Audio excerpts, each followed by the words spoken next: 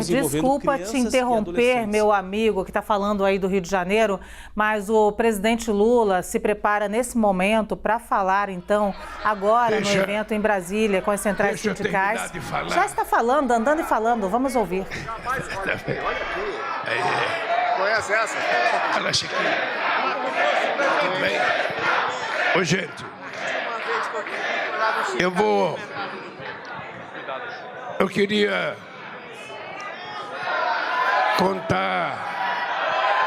queria contar uma história para vocês. Mas antes de contar a história, eu queria dar um conselho aos companheiros que montam essa estrutura para a gente fazer atividade aqui. Eu já percebi nas outras que eu participei,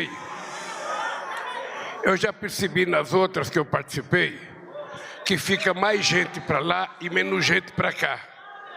Então é preciso saber se a gente não tem que fazer o púlpito virado para lá, para a gente falar para onde tem mais gente. Porque todo mundo que fala aqui, fala virado para cá, onde tem menos gente. A segunda coisa que eu queria pedir era que fosse colocada uma caixa de som para retorno aqui, para que as pessoas que estão aqui escutem o que as pessoas estão falando, porque normalmente a gente não escuta o que as pessoas estão falando. Eu estou apenas pedindo para a gente tentar ver se a gente muda, porque eu já participei de vários eventos aqui e essa formação aqui não é a melhor, tá? Bem, dado o aviso, eu queria contar uma história para vocês. Em 1980, aquela famosa greve de 41 dias, nós fomos presos num conjunto de dirigentes sindicais lá de São Bernardo do Campo. Mas foram presos também vários dirigentes sindicais de outras cidades, de Santo André. E nós resolvemos fazer uma greve de fome. Eu sempre fui contra a greve de fome, porque eu era contra o judiar do próprio corpo, sabe, para convencer os empresários de ceder alguma coisa. E nós ficamos em greve de fome 6 dias. 6 dias nós ficamos em greve de fome. E aí, eu já estava cansado de estar com fome. O Dom Cláudio Umes foi nos visitar e Dom Cláudio Umes pediu para que a gente acabasse com a greve de fome. Eu pedi para ele propor na Assembleia, se a Assembleia votasse, a gente parava a greve de fome. E o Dom Cláudio Umes propôs na Assembleia, na Vila Euclides, o povo queria que a gente parasse ou continuasse. Graças a Deus o povo pediu para parar. E eu então parei a greve de fome. Mas o que eu vou contar para vocês é outra coisa. Quando acabou a greve de fome, eu estava sonhando em comer um frango assado daquele que a gente vê assando na porta de uma padaria. Aquilo que chama-se geladeira de cachorro. Então eu estava doido para comer um frango daquele e chamei o Tuma. O Tuma era o delegado na época. Eu falei para o Tuma, olha, nós queremos encomendar frango, vai buscar frango para nós. Ou seja, aí o Tuma traz o médico. E o médico falou, olha, vocês não podem comer. Vocês vão tomar meio copo de suco de mamão, de vitamina de mamão. Amanhã vocês vão tomar um copo, depois vocês vão voltar a comer normal. Eu estou dizendo isso para lembrar vocês que eu estou sentindo que vocês estão com sede de democracia. Vocês estão com sede de participação. Porque vocês sabem que a gente não pode fazer tudo de única vez ou fazer tudo numa única hora só. Vocês sabem que o nosso lema é união e reconstrução desse país. Porque nós pegamos esse país semi-destruídos. A comissão de transição encontrou todas as áreas do governo muito fragilizada.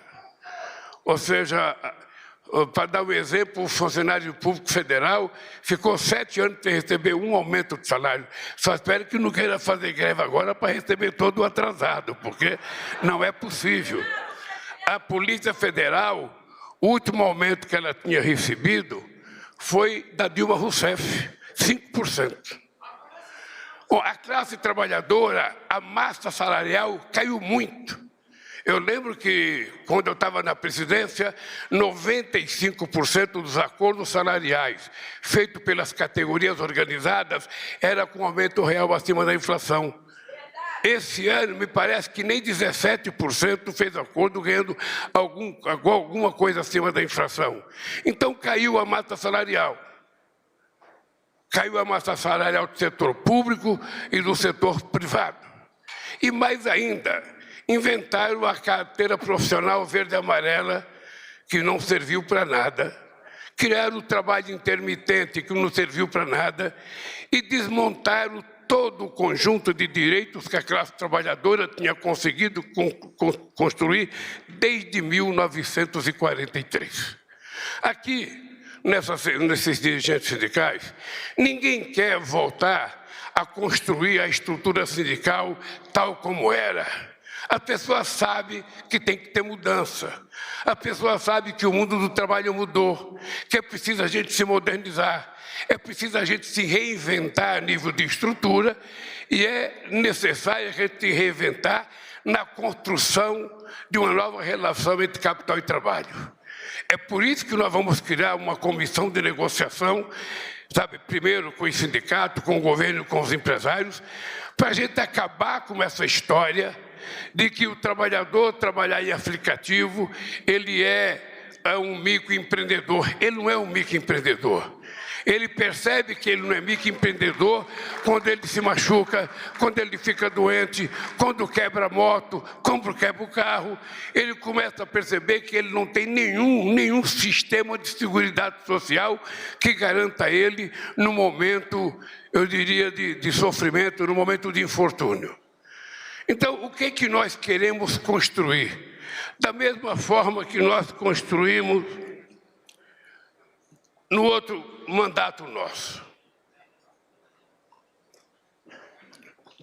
Nós queremos construir, junto com o movimento sindical, uma nova estrutura sindical. Nós queremos construir com vocês o estabelecimento dos novos direitos que nós queremos constituir numa economia totalmente diferente da economia dos anos 80. Eu estou falando dos anos 80 porque aqui eu estou vendo um monte de gente que foi dirigente sindical nos anos 80. E o que é que eu quero dizer com isso? É que o mundo do trabalho mudou muito. Mudou. O companheiro do Sindicato de São Paulo sabe, aquele sindicato tinha 400 mil metalúrgicos, hoje eu não sei se tem 200. São Bernardo tinha 100 e não sei quanto, hoje tem 60. E assim valeu para todas as categorias. O que cresceu? O que cresceu foi o chamado trabalho avulso, o trabalho por conta própria, bico. No meu tempo era chamado biscate. O que o cara está fazendo? Está fazendo um biscate. O que o cara está fazendo? Está fazendo um bico. Ora, nós não queremos que o trabalhador seja um eterno fazedor de bico. Nós queremos que o trabalhador tenha direitos garantidos quando ele entra para trabalhar e que ele tenha um sistema de seguridade social que o proteja no momento de desgraça na vida de todos nós que acontece. Então, o que nós queremos? Ao invés da gente fazer por medida provisória apenas, ao invés de fazer, sabe, por uma vontade do presidente da República, nós vamos ter que construir. Porque se a gente construir junto, fica mais difícil desmanchar. Vocês perceberam que eles desmancharam quase todas as coisas que nós fizemos durante os nossos 13 anos de mandato. E é preciso que vocês, trabalhadores, compreendam uma coisa. Nós precisamos voltar para dentro da fábrica, para o local de trabalho, para dentro dos bancos, para que o povo trabalhador sinta nos dirigentes sindicais os seus verdadeiros representantes. Eu queria contar para vocês uma história minha pessoal. Eu já contei muitas vezes, mas eu vou contar outra vez. Quando eu entrei no sindicato, Habitualmente, o sindicato fazia um boletim convocando para uma assembleia. Se os trabalhadores não iam, não tinha importância nenhuma. O cara falava, não, nós convidamos, mas o trabalhador não veio. Alguns diziam, não veio porque está contente conosco, não veio porque está confiante na diretoria, ou não veio não sei para conta. A verdade é que o trabalhador só vai ao sindicato quando ele está convencido que a ida dele ao sindicato vai definir alguma coisa. Qual foi a razão da gente ter criado o tal do novo sindicalismo em 78?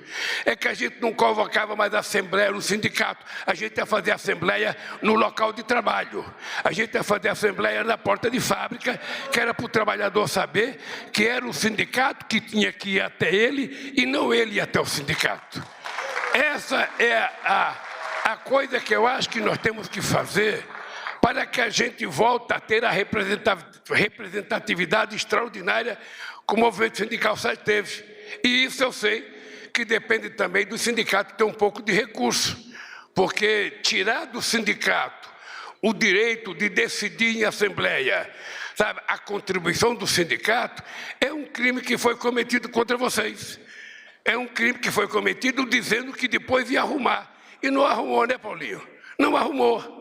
Porque essa gente, na verdade, acha que o mundo moderno não precisa de sindicato. E a democracia, quanto mais séria, mais ela precisa de sindicato forte, organizado, para bem representar os interesses dos trabalhadores. Então, companheiros, nós vamos cuidar disso. E vamos trabalhar como parceiro, onde vocês não tenham nenhuma cisma de dizer aquilo que vocês pensam, e a gente também não tem nenhuma cisma de dizer aquilo que a gente pode ou aquilo que a gente não pode fazer. Vocês sabem que nós começamos a governar antes de tomar posse, porque o governo que estava aí, ele fez um orçamento que não dava sequer para cumprir aquilo que ele tinha prometido durante o processo eleitoral.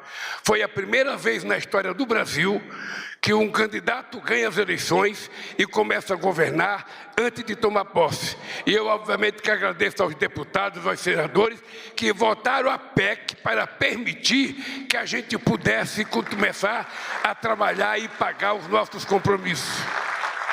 Nós só vamos ter o nosso orçamento em 2024, porque nós vamos ter que construí-lo agora em 2023.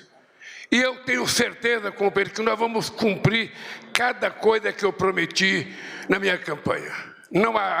Não houve e não haverá outra razão de eu estar aqui se não for para a gente melhorar a vida do povo trabalhador, acabar com a fome nesse país e permitir que as pessoas vivam como cidadão.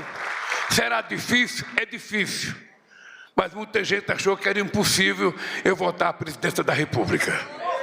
Muita gente achou que era difícil. Aliás, muita gente achava que eu jamais ia votar. Porque o político, quando rouba, ele submerge. Quando ele faz qualquer bobagem, que sai uma denúncia, ele já se esconde e fica escondido. Eu, ao invés de me esconder, fui para cima dos acusadores. Porque eu tinha certeza que os acusadores estavam mentindo. E pude provar isso. Quando tentaram me convencer que era bom tentar fazer um acordo para mim voltar para casa com a tornozeleira, eu disse, eu não troco a minha dignidade pela minha liberdade e não coloco tornozeleira porque eu não sou pombo correio. E foi graças a essa teimosia e graças à ajuda de milhares de companheiros que ficaram na porta da Polícia Federal gritando bom dia, boa tarde, boa noite, presidente, durante 580 dias. E foi graças à coragem do povo brasileiro que eu estou aqui hoje, no Palácio do Planalto, presidindo este país outra vez. E isso eu devo à coragem de vocês, porque foi a eleição mais difícil que eu participei na minha vida, a mais difícil. Foi a eleição que mais o adversário utilizou dinheiro. Eu posso dizer para vocês que se juntar, desde a proclamação da República por Floriano Peixoto, sabe, até a minha eleição, se juntar todos todas as campanhas não se gastou metade do que o genocida gastou na campanha para não deixar a gente voltar. E uma parte do dinheiro foi gasto para contar mentiras, porque o Brasil não estava habituado a essa quantidade de mentiras, essa quantidade de inverdades contadas 24 horas por dia. E vocês são responsáveis de eu estar aqui. Portanto, companheiros e companheiras, vocês sabem que eu sou grato e sei reconhecer aquilo que as pessoas fizeram para garantir a nossa vitória. E vocês perceberam que eles não se contentaram. Depois da nossa posse maravilhosa, a posse mais emocionante que esse país já conheceu, depois de uma negra catadora de papel colocar a faixa no meu pescoço, eles esperaram uma semana e tentaram dar um golpe. Porque o que houve aqui foi uma tentativa de golpe. Uma tentativa de golpe por gente preparada. Eu não sei se o presidente ou se o ex-presidente mandou. O que eu sei é que ele tem culpa porque ele passou 4 anos instigando o povo a ter ódio, mentindo para a sociedade brasileira e instigando que o povo tinha que estar armado para poder garantir a democracia. A democracia a gente não garante com arma. A democracia a gente garante com cultura, a gente garante com livro, a gente garante com debate, a gente garante com educação, a gente garante com comida, a gente garante com emprego. Porque não adianta falar em democracia para o povo se ele fala, eu quero saber quem é que vai me dar comida, quem vai botar um prato de comida na minha mesa de manhã, de tarde e de noite. Quem vai colocar um emprego para mim poder trazer comida para minha casa trabalhando, porque o povo não gosta de viver de favor. O povo gosta de viver às custas do seu trabalho, do seu esforço, do seu sacrifício. E é isso que o Estado brasileiro tem que ter preocupação de fazer. Então, nós vamos brigar para fazer isso. E vocês sabem que nós temos que construir as vitórias, porque nós temos 513 deputados. E você sabe que todo o setor chamado progressista tem minoria. Mas nós conseguimos construir uma maioria para votar a PEC. E é possível que a gente consiga construir uma maioria para a gente fazer as mudanças que nós precisamos fazer nesse país. Para isso é preciso muita conversa, é preciso muitas palavras, é preciso muita gente disposta a fazer isso, para que a gente consiga construir e fazer as mudanças que nós precisamos. Uma outra mudança que eu quero fazer, e vou dizer para vocês agora, é no imposto de renda. Nesse país, quem paga imposto de renda de verdade é quem tem olerite de pagamento, porque é descontado no pagamento e a gente não tem como não pagar. Mas a verdade é que o pobre hoje, que ganha 3 mil reais, proporcionalmente, ele paga mais do que alguém que ganha 100 mil reais. Ele paga, até porque quem ganha muito paga pouco. Porque quem ganha muito recebe como dividendo, recebe como lucro, recebe com qualquer coisa para pagar pouco imposto de renda. Somente o trabalhador, que trabalha o mês inteiro, faz 30 horas extra para tirar o dinheiro do aluguel, chega na hora de receber o pagamento, o imposto de renda comeu. E os meus companheiros sabem que eu tenho uma briga com economistas do PT, que é o seguinte, vocês sabem que o pessoal fala assim para mim, Lula, se a gente fizer isenção até 5 mil reais, sabe, são 60% da arrecadação desse país é das pessoas que ganham até 6 mil reais. Olha, então vamos mudar a lógica. Vamos diminuir para o pobre e aumentar para o rico. Vamos diminuir. É necessário uma briga? É necessário uma briga, é necessário muito convencimento no Congresso Nacional, é necessário muita organização da sociedade, é necessário. Então vocês têm que saber que nós temos que fazer isso. Vocês têm que saber que a gente não ganha isso se não houver mobilização do povo brasileiro para a gente mudar uma vez na vida a política tributária, para colocar o pobre no orçamento da União e colocar o rico no imposto de renda, para ver se a gente arrecada o suficiente para fazer política social nesse país. Eu, como presidente, pessoal, o Lula não poderia estar falando isso. Mas eu só posso falar porque eu sou presidente. Se eu não fosse, eu não estava nem aqui. Porque se fosse outro presidente, não me chamava para vir aqui. Então, é o seguinte, eu fui eleito para fazer coisas melhor do que eu fiz da outra vez. E eu vou brigar para fazer. Eu vou brigar para fazer porque eu prometi durante a campanha que nós vamos fazer isenção de imposto de renda para quem ganha até R$5 mil. Obviamente que isenção de imposto e aumento de imposto é de lei. A gente não pode fazer no grito, ou na vontade, ou no microfone. A gente tem que construir. E nós vamos construir isso. Nós vamos construir isso. Vamos começar a fazer uma reforma tributária. Eu ainda semana gostei do Haddad dar uma declaração de que nós vamos fazer a reforma tributária no primeiro semestre. Para isso é preciso muita discussão. E é preciso que vocês aprendam a fazer muita pressão. Muita pressão. Senão a gente não ganha isso. Você tem que fazer pressão em cima do governo. Porque se vocês não fizerem pressão, a gente pensa que vocês estão gostando. Eu quero que vocês saibam, eu vou dizer uma coisa que eu dizia muito da outra vez. Não tenho nenhuma preocupação de falar, porra, nós não podemos pressionar porque o Lula é o presidente. Não, é exatamente porque o Lula é presidente que vocês têm que fazer pressão. Porque com outro presidente vocês não conseguem fazer pressão porque a borracha bate muito forte. Vocês sabem disso. Então, companheiros, nós estamos conversando um novo tempo. Esta comissão que nós montamos é para que vocês possam discutir bravamente aquilo que é necessário, não aquilo que a gente quer do aumento do salário mínimo, porque nós já provamos que é possível a gente aumentar o mínimo acima da inflação, e o mínimo é a melhor forma da gente fazer distribuição de renda nesse país. Não adianta o PIB crescer se ele não for distribuído. Porque nesse país, o PIB já cresceu 14% ao ano e o trabalhador ficou mais pobre. Porque se o PIB cresce e fica só com o dono da empresa, quem fez o PIB crescer não ganha nada, que é o trabalhador brasileiro. Então o salário mínimo tem que subir de acordo com o crescimento da economia. A economia subiu, o povo que ganha salário mínimo vai ter um aumento equivalente ao PIB.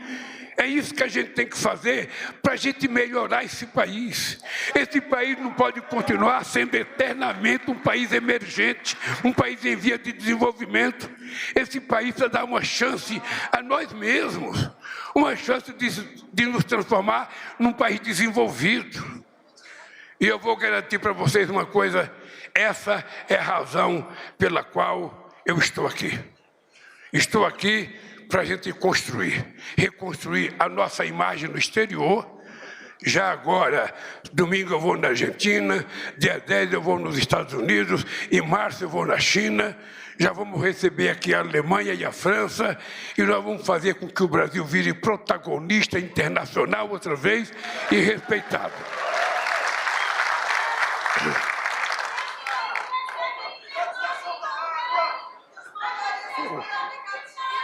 Bem, então, gente, deixa eu terminar dizendo para vocês que se eu quiser acabar com a fome no Brasil, eu tenho que dar direito de vocês comerem. Então, eu quero que vocês compreendam que o que nós estamos fazendo é apenas o começo de uma nova era. Nada está pronto, nada está acabado. O que eu estou dizendo para vocês é o seguinte, eu estou fazendo um convite para que o movimento sindical brasileiro, representando os trabalhadores brasileiros, ajude o governo a construir uma nova relação entre capital e trabalho e uma nova relação de direitos para o povo trabalhador brasileiro, porque nós merecemos ser tratados com respeito e com justiça. Por isso, queridos companheiros, muito obrigado pela presença de vocês. Que Deus abençoe cada um de vocês. E eu quero que vocês saibam que vocês têm aqui, não um mero presidente da República, vocês têm aqui um sindicalista que virou presidente da República do Brasil por conta de vocês. Um abraço, gente. E cobre do Marinho. O Marinho foi colocado no ministério para fazer o que tem que ser feito. A novidade é que o Mancha está de gravata aqui, ó. De outra maneira, tá? Mas eu faço. Gente, um abraço, obrigado.